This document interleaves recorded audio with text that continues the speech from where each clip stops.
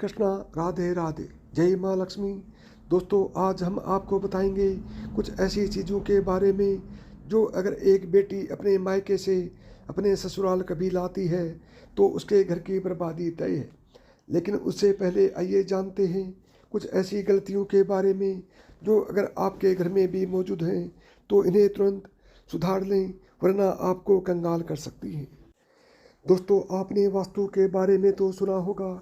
ऐसा कहा जाता है कि अगर आपका वास्तु खराब हो तो कोई काम सही नहीं होता। हालांकि हर व्यक्ति इस बात पर विश्वास नहीं करता, पर जो सच है वही तो सच है। दोस्तों, कई बार हमारी कुछ गलत आदतें हमें कई तरह की समस्याओं में डाल सकती हैं। यदि हमें इनके बारे में पहले से ही पता हो तो हम आने वाली समस्याओं से बच सकते हैं। वास्तु के अनुसार यदि आप जीवन में चाहते हैं आप अपार धन और सुख शांति, तो बताई जाने वाली बातों का ध्यान घर में जरूर रखें। ऐसा करने से कभी दरिद्रता और गरीबी नहीं आएगी। तो चलिए जानते हैं कि किन किन कामों को न करने से आप अपने पास से गरीबी को हटा सकते हैं। लेकिन उससे पहले आपको रिक्वेस्ट है कि वीडियो को लाइक करें, अपने दोस्तों के साथ शेयर करें, और अगर आपने अभी तक चैनल को सब्सक्राइब नहीं किया है तो जल्दी से सब्सक्राइब करके बेल आइकन को भी प्रेस कर दें। तो दोस्तों, चलते हैं और सुनते हैं क्या कहते हैं इसके बारे में। नंबर 1, दोस्तों, अगर आप अपने बेडरूम में दरवाजे की तरफ पैर करके सोते हैं तो यह वास्तु के हिसाब से बिल्कुल सही नहीं है।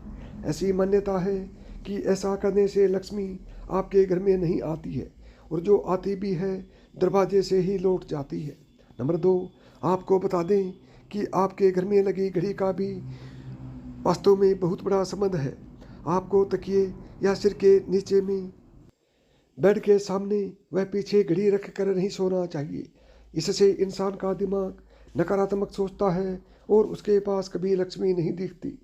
नंबर 3, इसी तरह आपका बेड भी आपके लिए वास्तु का एक उदाहरण पेश करता है। आपको बता दें कि वास्तु के अनुसार यह बहुत ही ज़रूरी है कि आप जिस बिस्तर पर सोते हैं उस पर बहुत ही साधारण रंग की चादर और तकिया होना चाहिए। अत्यधिक गहरे चमकीले रंग वाली चादर व तकिए के कवर से भी लक्ष्मी नहीं दिखती है, इसलिए इसका भी ध्यान रखना चाहिए। नंबर 4, अगर आपके बेड पर कोई भी इलेक्ट्रिक चीज़ है तो वह भी आपके वास्तु के हिसाब से ठीक नहीं है।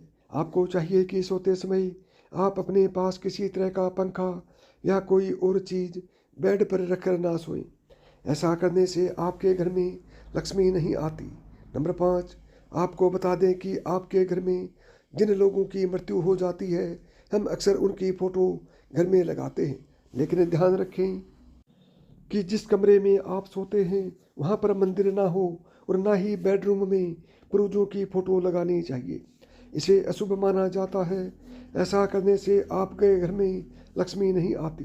नंबर 6, वास्तु का एक पहलू यह भी है कि आपके बेडरूम में और आपके पूरे घर में मांसाहारी जानवरों की तस्वीर नहीं होनी चाहिए, और किसी युद्ध की तस्वीर भी ना लगाएं।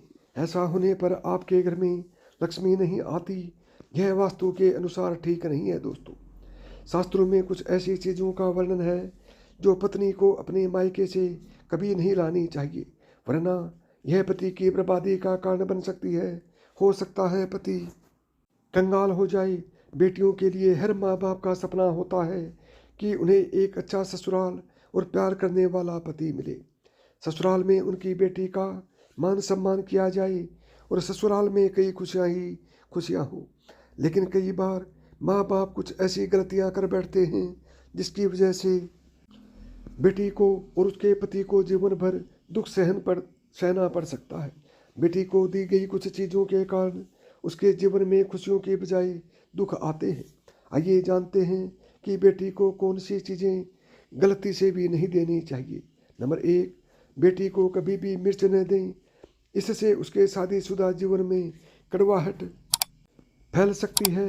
ऐसा माना जाता है कि बेटियों के साथ मिर्च रखे गए तो उसके और उसके पति के रिश्तों में तकरार होती है।